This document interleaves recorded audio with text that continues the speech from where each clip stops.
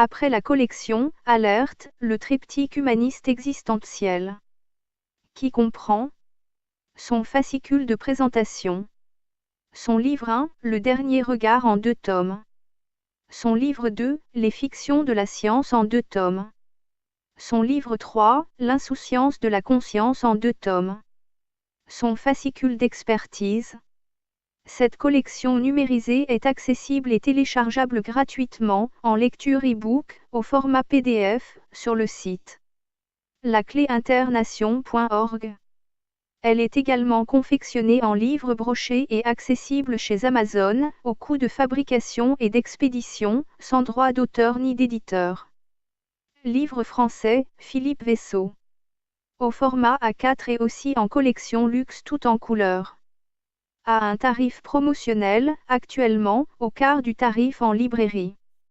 Et également la seconde collection. Les populations esclaves. Son livre 1, Économie. Son livre 2, Entité. Son livre 3, Science. Son livre 4, Social. Son livre 5, Spiritualité. Cette collection numérisée est accessible et téléchargeable gratuitement, en lecture e-book, au format PDF, sur le site lacléinternation.org. Elle est également confectionnée en livre broché et accessible chez Amazon, au coût de fabrication et d'expédition, sans droit d'auteur ni d'éditeur. Livre français, Philippe Vaisseau. Au format A4 ou en livre de poche. À un tarif promotionnel, actuellement, au quart du tarif en librairie. Nous vous proposons maintenant le dernier ouvrage, Humanoïde du même auteur-éditeur. Vous pensez tout savoir sur le fonctionnement de la société humaine? Vous allez avoir des surprises. Vous voulez connaître comment la société humaine est organisée? Pourquoi elle est organisée de cette manière? Par qui elle est organisée? Pour qui elle est organisée? Quelles sont les finalités d'une telle organisation? Les réponses à toutes vos questions se trouvent dans ce dernier ouvrage. Humanoïde. Chapitre 8. Des réalités historiques. Une invasion. Les musulmans sont entrés pour la première fois en 714 dans ce qui était la France de l'époque. Ils se sont emparés de Narbonne, qui est devenue leur base pour les 40 années suivantes, et ont pratiqué des razzias méthodiques. Ils auraient ravagé le Languedoc de 714 à 725, détruit Nîmes en 725 et ravagé la rive droite du Rhône jusqu'à Sens. En 721, une armée musulmane de 100 000 soldats mit le siège devant Toulouse, défendue par Eudes, le duc d'Aquitaine. Charles Martel envoya des troupes pour aider Eudes. Après 6 mois de siège, ce dernier fit une sortie et écrasa l'armée musulmane, qui se replia en désordre sur l'Espagne et perdit 80 000 soldats dans la campagne. On parle peu de cette bataille de Toulouse parce que était mérovingiens. Les Capétiens étaient en train de devenir rois de France et n'avaient pas envie de reconnaître une victoire mérovingienne. Les musulmans ont conclu alors qu'il était dangereux d'attaquer la France en contournant les Pyrénées par l'est, et ils ont mené leurs nouvelles attaques en passant à l'ouest des Pyrénées. 15 000 cavaliers musulmans ont pris et détruit Bordeaux, puis les pays de la Loire, et mis le siège devant Poitiers, pour être finalement arrêtés par Charles Martel et Eudes à 20 km au nord de Poitiers, en 732. Les musulmans survivants se sont dispersés en petites bandes et ont continué à ravager l'Aquitaine. De nouveaux soldats les rejoignaient de temps en temps pour participer au pillage. Ces bandes n'ont finalement été éliminées qu'en 808, par Charlemagne. Les ravages à l'est ont continué jusqu'à ce qu'en 737 Charles Martel descende au sud, avec une armée puissante, et reprenne successivement Avignon, Nîmes, Maglone, Agde, Béziers et mit le siège devant Narbonne. Cependant, une attaque des Saxons sur le nord de la France obligea Charles Martel à quitter la région. En 759 enfin, Pépin le Bref reprit Narbonne et écrasa définitivement les envahisseurs musulmans. Ces derniers se dispersèrent en petites bandes, comme à l'ouest, et continuèrent à ravager le pays, notamment en déportant les hommes pour en faire des esclaves castrés, et les femmes pour les introduire dans les harems d'Afrique du Nord, où elles étaient utilisées pour engendrer des musulmans. La place forte des bandes se situait à Fraxinetum, l'actuelle gare de Fresnay, le massif des Maures. Une zone d'environ 10 000 km² dans les Maures fut totalement dépeuplée. En 972, les bandes musulmanes capturèrent Mayol, abbé de Cluny, sur la route du mont Genèvre. Le retentissement fut immense. Guillaume II, comte de Provence, passa 9 ans à faire une sorte de campagne électorale pour motiver tous les Provençaux, puis, à partir de 983, chassa méthodiquement toutes les bandes musulmanes, petites ou grandes. En 990, les dernières furent détruites. Elles avaient ravagé la France pendant 2 siècles. La pression musulmane ne cessa pas pour autant. Elle s'exerça pendant les 250 années suivantes par des razzias effectuées à partir de la mer. Les hommes capturés étaient emmenés dans des camps de castration en Corse, puis déportés dans les bagnes du Dar al-Islam, et les femmes d'âge nubile dans les harems. Les repères des pirates musulmans se trouvaient en Corse, Sardaigne, Sicile, sur les côtes d'Espagne et celles de l'Afrique du Nord.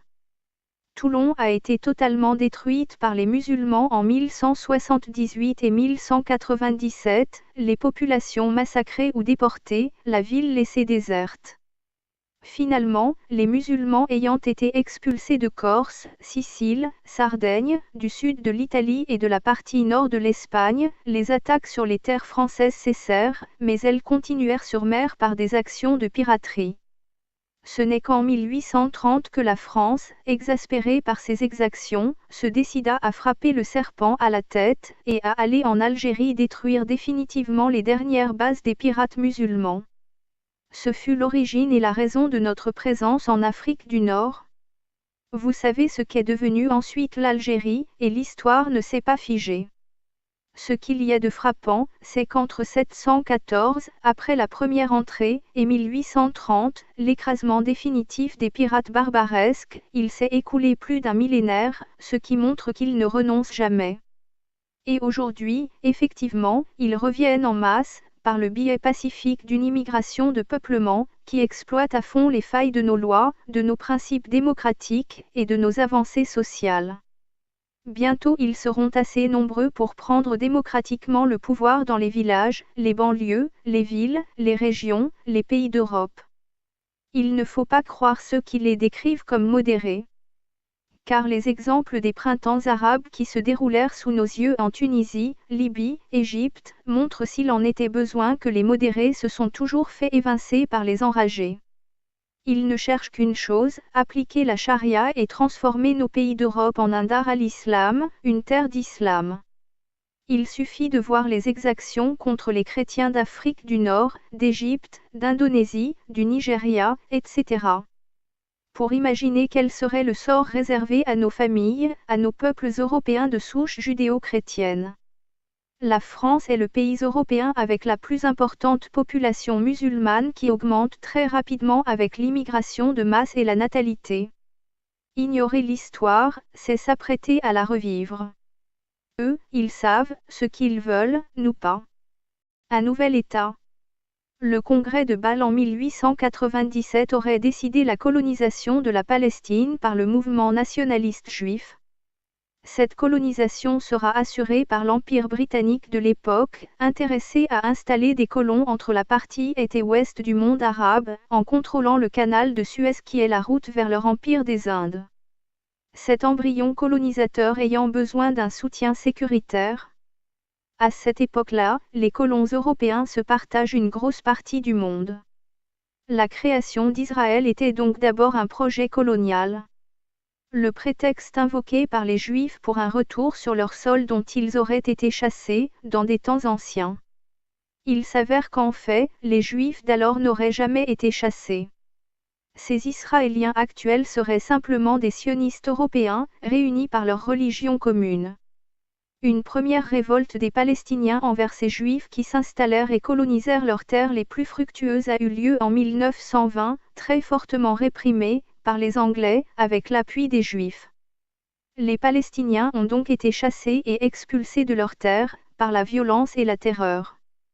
La constitution de l'État actuel d'Israël ne définit pas de frontières, il serait donc un projet d'expansion sans limite, ce qui n'a rien de démocratique, en tant qu'État légal. Un État de ce genre est une dictature colonialiste. L'aide actuelle, sans limite, de l'impérialisme nord-américain qui est accordée à Israël sert à y préserver leurs propres intérêts économiques particuliers. Israël joue, en l'occurrence, le rôle de contrôleur local, pour l'Amérique du Nord. Mais pas seulement, car l'Europe soutient également les efforts de guerre de l'État israélien. La stratégie, clairement définie, est de s'aimer la haine et la violence dans cette partie du monde. L'occupation israélienne n'aura toujours, pour seul résultat, que d'entretenir un climat conflictuel avec la Palestine, par l'occupation, sans cesse, de nouveaux territoires. Pourtant, l'Organisation des Nations Unies autorise, dans ses textes, le droit à tous les peuples, en état d'occupation, de résister à l'envahisseur, par tous les moyens pouvant être mis à sa disposition. La résistance, par la violence, du peuple palestinien, est donc ainsi légitimée, par cette occupation israélienne. Un monothéisme religieux. Les trois grandes religions, devenues institutionnelles, ont décidé de n'avoir qu'un seul Dieu, contrairement aux traditions séculaires. Du moins, elles ont chacune le leur, le christianisme à Dieu, l'islam à Allah et le judaïsme à YHWH. Elles sont devenues institutionnelles, en participant au pouvoir décisionnel, d'ordre politique, social et économique des États où elles évoluent. Un certain nombre de critères est attribué à ce Dieu. Il est omniscient, ce qui signifie qu'il connaît tout du passé, du présent et du futur. Il est omniprésent, il se trouve donc en tout lieu de l'univers, qu'il aurait lui-même créé. Il est omnipotent et ainsi tout-puissant. Dieu est grand, Dieu est juste, Dieu est miséricordieux. Le récit de la création, qui est décrit par ces trois religions, peut apparaître assez déconcertant. Dieu aurait créé les anges, dont un aurait désobéi à un de ses ordres. Shaitan ou Satan serait à l'origine de tous les péchés du monde. C'est lui qui aurait séduit Ève et son mari Adam en les poussant à désobéir à leur tour. Ceci serait à cause de cet épisode que le péché aurait entraîné le jugement dernier et l'enfer. Le paradis étant réservé, à qui? Toutefois, s'il nous venait à l'idée de chercher une explication à tout ce quiproquo, nous pourrions comprendre que Dieu, omniscient et omnipotent, savait qu'un des siens allait désobéir. Il lui aurait suffi de faire en sorte qu'il n'y ait pas de traître dans son entourage puisqu'il est si miséricordieux. On pourrait cependant considérer que c'était ainsi prévu dans sa nature. Qu'il était également, dans l'œuvre de Dieu, de créer un être capable de lui désobéir. Or, si Dieu n'avait pas créé Satan, le premier couple d'humains, créé, également par lui, ne lui aurait pas désobéi et le péché n'aurait pas existé. En conséquence, il n'y aurait jamais eu de jugement dernier ni d'enfer. Là aussi, la miséricorde de Dieu aurait pu intervenir. Quelle serait alors la logique, qui veut que Dieu qui est juste lorsqu'il doit juger des humains, quand ceux-ci n'auraient pas su résister à la tentation, soit juge? Alors que cette faute reviendrait à Dieu qui l'a, en quelque sorte autorisé, par sa volonté. Le jugement dernier apparaît, tout simplement, comme une injustice de la part de Dieu. Dieu chercherait à nous éprouver, pour ne pas nous apparaître injuste. Puisqu'Allah est omniscient, il n'y aurait pas de sens à ce qu'il cherche à éprouver les humains, puisqu'il sait tout du passé, du présent et du futur. Cela revient à remettre en cause son omniscience. Il n'aurait pas besoin de se justifier, puisqu'il est parfait et tout-puissant. Il y a encore, bien d'autres contradictions, dans les textes appelés « sacrés », cependant écrits par des scribes humains, à moins qu'il s'agisse d'extraterrestres. Il y aurait eu un peuple élu de toutes les nations. C'est ainsi que les Juifs seraient allés conquérir la terre promise. Et alors, que ferait-il des habitants qui sont déjà là? Qu'en est-il donc de la Palestine? Si, dès le début de la création, tout a été manigancé, qu'en est-il alors de la crédibilité en un Dieu aussi injuste? Dans le Coran, Allah aurait remplacé Jésus, fils de Dieu, par un autre. Pourquoi pas? D'autres attendent encore l'arrivée du Messie. Mais qui, parmi nous, aurait-il demandé à naître dans une religion, plutôt que dans une autre? Quel dessein Dieu aurait-il instauré, pour mettre en œuvre de telles manifestations d'injustice, dans tous les modèles de l'organisation sociale humaine, que nous vivons au quotidien? Les croyants sont convaincus par une hypothétique existence de leur Dieu, bien avant que d'être convaincus, par une problématique logique, de leur existence, par rapport à lui. Se serait-il trompé, ou aurait-il été trompé? Il se trouve que ceux qui mettent en doute et posent des questions ne sont pas les bienvenus. Pour celui qui chercherait la vérité, l'hypocrisie n'a pas d'utilité. Il est aussi vrai qu'un croyant ne pourra pas supporter d'avoir été dupé. Peut-il y avoir une origine à l'origine? Le Dieu, des religions monothéistes, institutionnelles, n'apparaît pas pouvoir y apporter une réponse. La réponse pourrait-elle venir des sectes religieuses, non institutionnelles? Ces sectes, d'une façon générale, ont pour seul Dieu, bien vivant celui-là, leur gourou. C'est lui qui est à la tribune, ou un de ses disciples, parmi les plus convaincants, venant prêcher la bonne parole et ainsi convaincre l'auditoire. La stratégie est toujours la même que celle des religions institutionnelles, soit récolter et amasser des sommes d'argent considérables, recueillies auprès des adeptes. Le gourou est généralement celui qui tire le plus de profit de cette manne monétaire. Les gourous ont des prédispositions particulières à diriger les autres et à sélectionner les individus les plus influençables. Ils ont des aptitudes à convaincre. Ils sont passés maîtres dans la rhétorique et la persuasion. Ils sont écoutés, adulés. Ils sont reconnus comme Dieu en personne. Ils sont également très habiles à repérer les meilleures circonstances sociales, leur permettant d'établir leur pouvoir et leur richesse. Ils organisent des campagnes d'aide sociale, chez les défavorisés, en s'octroyant des modèles humanitaires. Ils traitent leurs concitoyens avec amour et attention. Ils copient tout simplement le modèle d'organisation des sectes religieuses institutionnelles, pour l'adapter à leur propre schéma. Toutes les religions orientent leur organisation religieuse, spirituelle et économique, à partir de la détresse humaine. L'histoire humaine ne serait-elle pas qu'un éternel recommencement? Une exploitation de la crédulité humaine? Des actions stratégiques.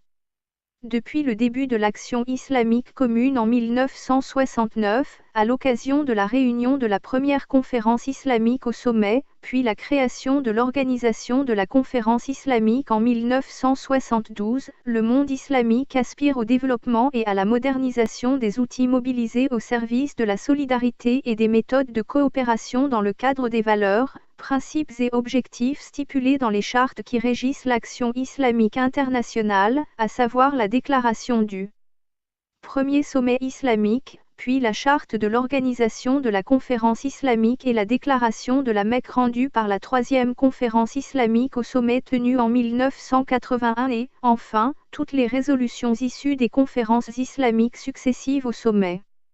L'action islamique commune est entrée dans une nouvelle étape, après l'adoption par la 6e conférence islamique au sommet, réunie à Dakar en décembre 1991, de la stratégie culturelle pour le monde islamique. Celle-ci, selon tous les critères académiques, politiques et culturels, constitue une nouvelle percée dans l'action islamique commune, laquelle est vouée au service des objectifs de l'unité du monde islamique. Cette unité est fondée, comme on le sait, sur la communauté de foi, de démarche et de destinée. La stratégie culturelle pour le monde islamique, que l'Organisation islamique pour l'éducation, les sciences et la culture a élaborée, en collaboration et en coordination avec le secrétariat général de l'Organisation de la Conférence islamique, trace, pour la première fois, devant les pays islamiques, la voie qu'ils pourraient emprunter en vue de modifier en profondeur les approches et les moyens d'action en matière culturelle, mettant en exergue le rôle distinct et combien important que joue la culture, dans son acception la plus large, dans le processus visant le développement intégré et équilibré de l'être humain. L'objectif est, surtout, de faire avancer le monde islamique à travers des actions culturelles qui englobent l'innovation, l'expression, ainsi que la sensibilisation et l'orientation du public, et l'éducation et aussi la formation, tant au plan théorique que pratique. Cette stratégie établit les bases de la mission qui doit être dévolue à la culture dans les pays islamiques. Elle définit en détail les tâches et les fonctions à remplir, explique les concepts et les spécificités et précise les sources et les objectifs. Elle met en outre l'accent sur les questions à traiter, les champs et les moyens d'action. Elle met en lumière le rôle de la culture dans le processus du développement, soulignant son importance et la nécessité essentielle qu'elle représente. C'est ainsi qu'elle a fixé le cadre général de l'action culturelle à entreprendre pour garantir le développement du monde islamique de sorte qu'il puisse satisfaire, à l'orée du XXIe siècle, les vœux et les ambitions de la Oumma et lui permettre de relever avec plus de fermeté et de cohésion les défis à venir et de mieux cerner les exigences des mutations civilisationnelles qui s'opèrent et qui conditionnent notre évolution vers le meilleur et dans le cadre de notre identité culturelle islamique. L'action culturelle islamique est passée désormais au stade de la planification scientifique fondée sur l'examen prospectif des réalités islamiques actuelles. Son objectif est d'exploiter les potentialités, de mobiliser les énergies et les ressources disponibles, d'analyser les entraves et les difficultés, d'étudier les évolutions et les innovations, de faire face aux imprévus et d'être en mesure d'affronter les défis, d'où qu'ils viennent. L'action culturelle islamique se trouve ainsi, au niveau du monde islamique, en accord avec la nouvelle ère qui s'ouvre. Elle s'inscrira dans le cadre, plus vaste, de l'action culturelle mondiale tout en conservant ses particularités et ses valeurs spécifiques. La stratégie culturelle pour le monde islamique place la Oumma islamique sur la voie qui lui permettra de conforter l'identité civilisationnelle islamique et de prouver sa capacité d'interaction avec les autres cultures dans la diversité de leurs courants de pensée et de leurs origines respectives, et de s'adapter aux innovations intellectuelles et artistiques. Le monde islamique est entré dans une nouvelle ère caractérisée par la planification de l'avenir, l'étude du présent et l'analyse des problèmes culturels qui entravent le développement culturel des pays islamiques. L'action islamique commune a débuté modestement, voici 37 ans, 1969 à 2006, s'appuyant davantage sur la générosité des sentiments que sur la rigueur de l'esprit scientifique. Ceci n'a pas empêché l'accomplissement, au cours de cette période, de grandes réalisations civilisationnelles, qui ont permis au monde islamique de s'assurer une stature distincte sur la scène mondiale. Ces réalisations ont également renforcé l'attachement de la Oumma à ses racines, à ses valeurs et à ses idéaux.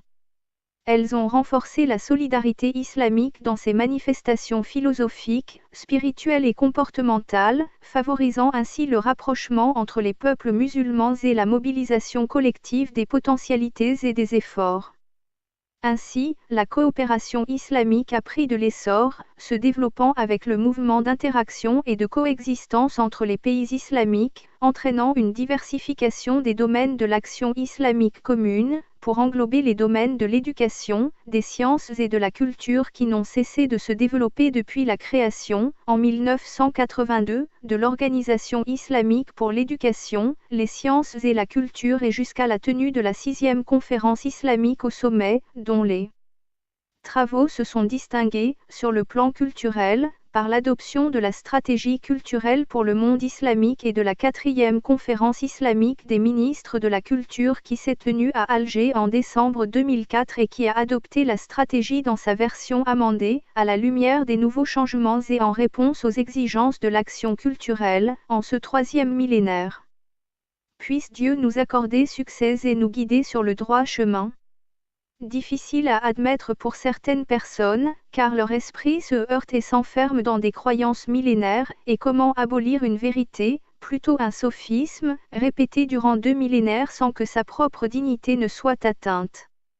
Pour que Galilée fasse admettre la sphéricité, l'héliocentrisme et non le géocentrisme de la Terre, beaucoup de sang a coulé, c'est vrai, mais aujourd'hui personne ne risque de procès pour croire à un autre début, à une autre origine.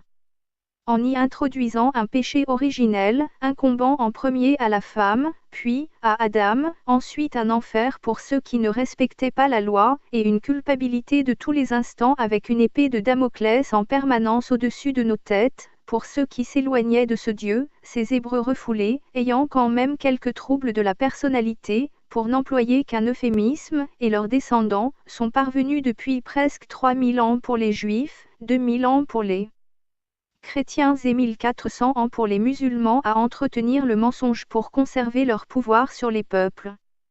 Cet obscurantisme a privé les êtres humains de leur source originelle divine et non simiesque, de leur libre arbitre, de la quête du véritable Dieu ou tout unifié et du chemin spirituel qui y mène. Ces mensonges ataviques et millénaires sont encore aujourd'hui le sceau, la marque innée avec laquelle nous naissons. La faute originelle, qui n'a jamais existé, a conduit des centaines de générations à avoir peur, à vivre dans la peur des géhennes, à expier des péchés qui n'en étaient pas, et à faire mourir de trop nombreux croyants qui pensaient avoir offensé Dieu.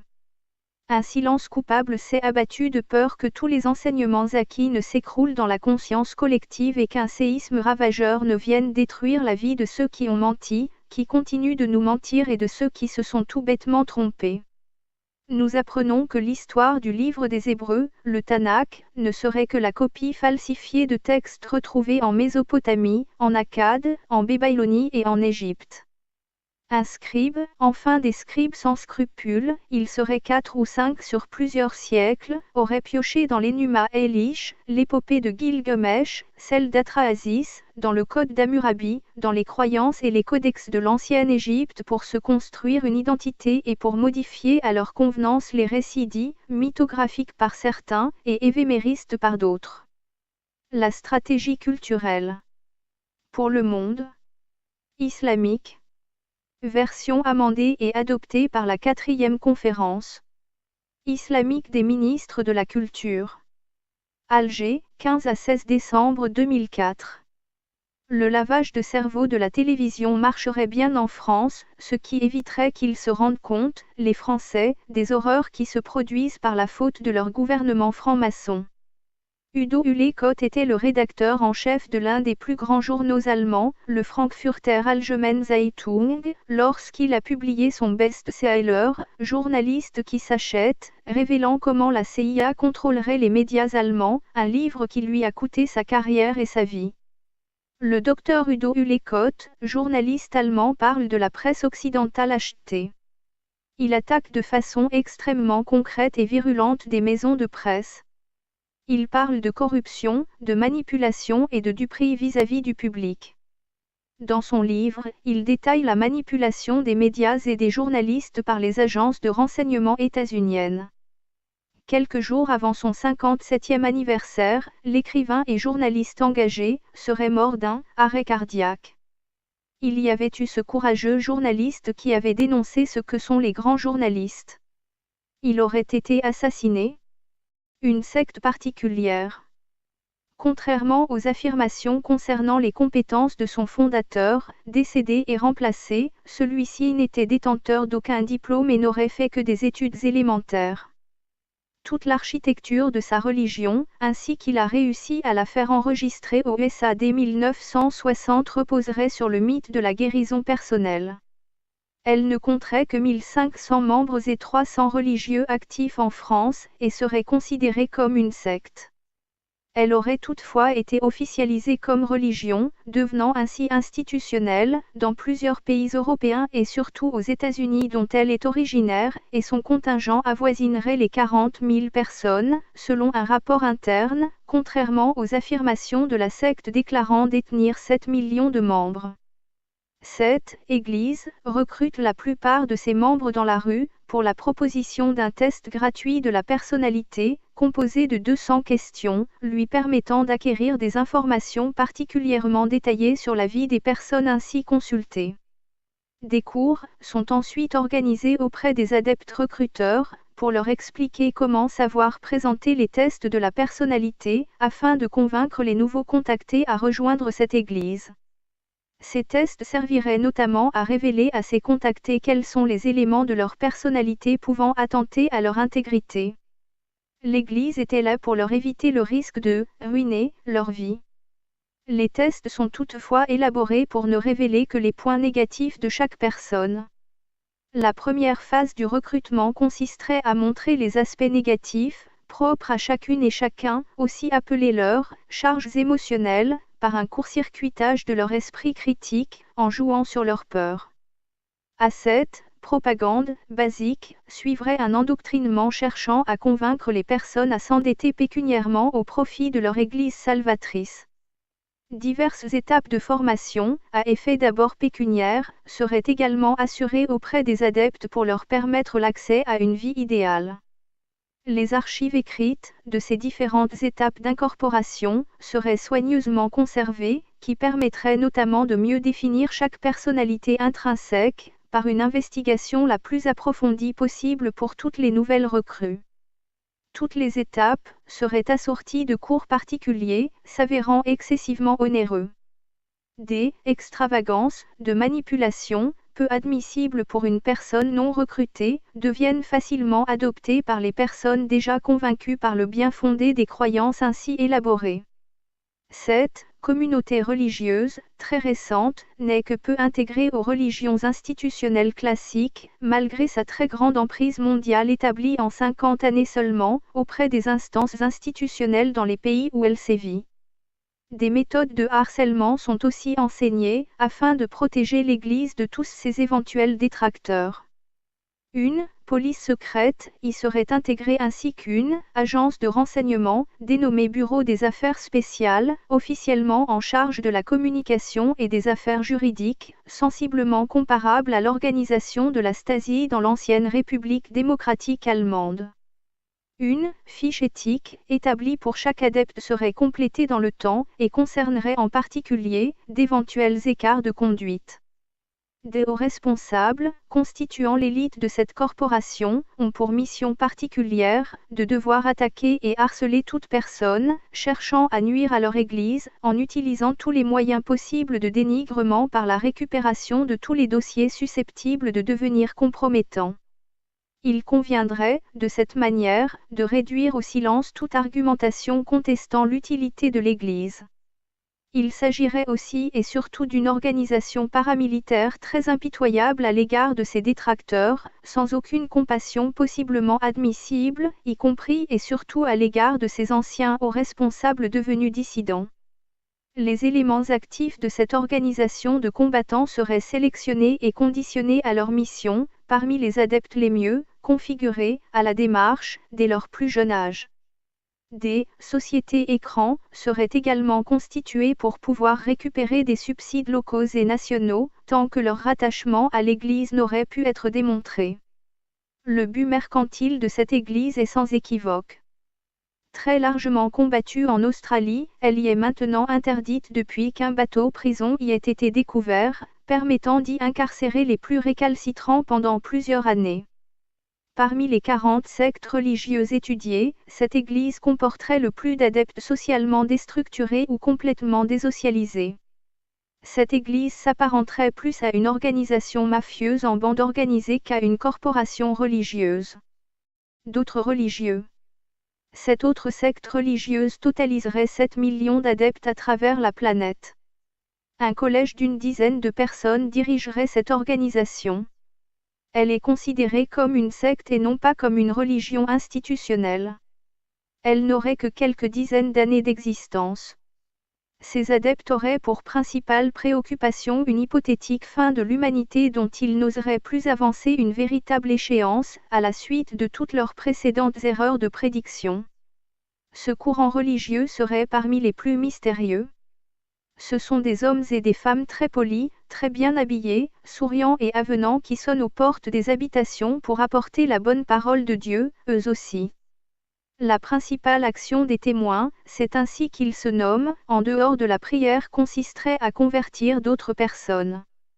Ils font du porte-à-porte et prêchent leur bonne parole, à qui veut bien l'entendre. C'est un devoir auquel ces adeptes sont tenus de consacrer un maximum de temps. Ils ont à leur disposition des publications d'endoctrinement, éditées dans plus de 80 langues. La vie des adeptes est réglée d'une façon très stricte. Nul ne doit pouvoir déroger à la discipline établie. Les sujets d'interrogation, concernant leur fonctionnement, les dérangent. Toute rencontre irrévérencieuse est très vite écourtée. De nombreux sujets d'étude, à leur égard, tels que la pédophilie, sont particulièrement tabous et décidés irrecevables. Il semblerait que le sujet de la pédophilie, dans cette organisation religieuse, comme dans bien d'autres sectes religieuses ou religions institutionnelles, ne doit pas être abordé. L'éducation des enfants des adeptes y apparaît particulièrement préoccupante. La peur et le renfermement sur soi apparaissent y être planifiés. Tout contact avec l'extérieur de la communauté y est interdit, en dehors du démarchage. Les consignes y sont très explicites. Toute attirance, pour une activité festive telle que les fêtes de Noël, est prohibée, sous peine de diabolisme.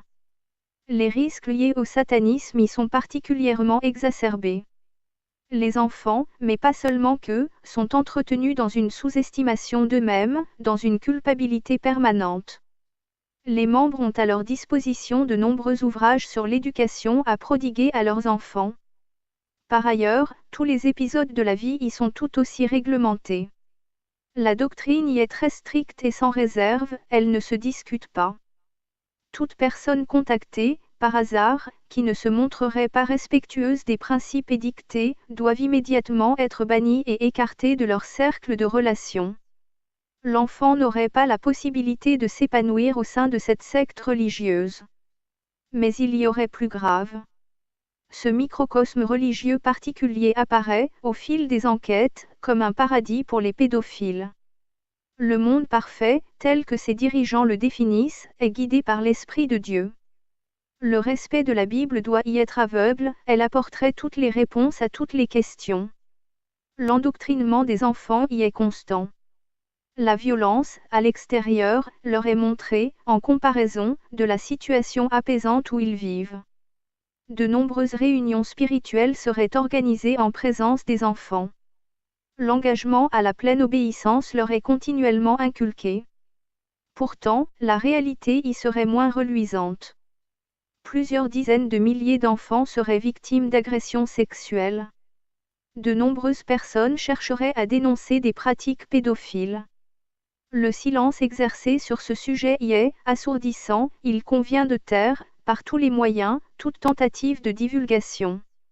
Des listes de pédophiles seraient secrètement répertoriées et abritées en lieu sûr.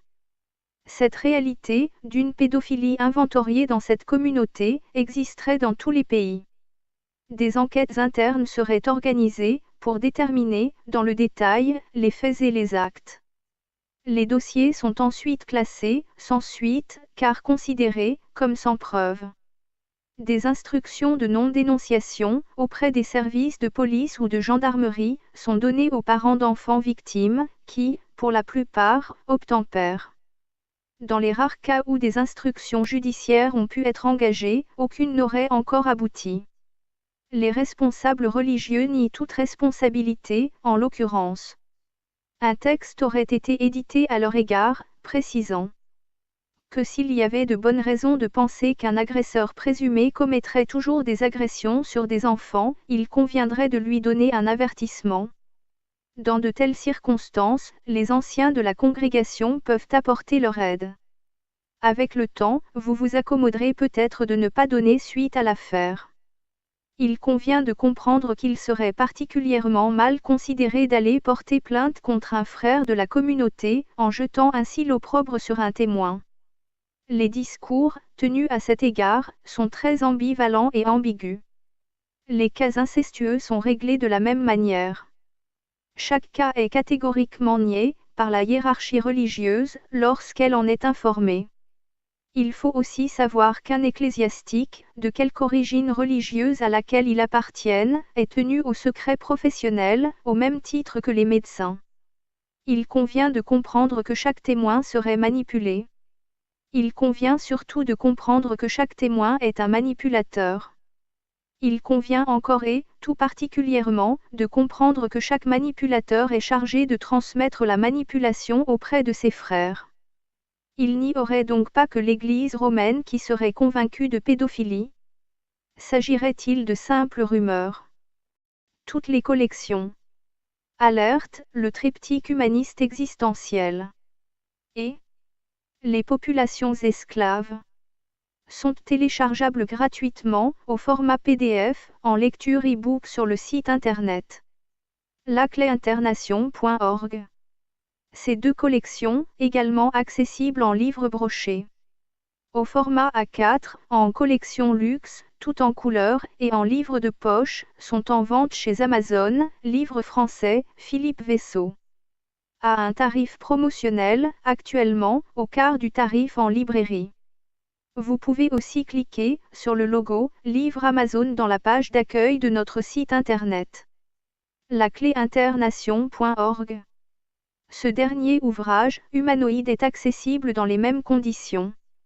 La totalité des deux collections ainsi que ce dernier ouvrage, humanoïde, sont en conférence vidéophonique sur YouTube et répartis par chapitre.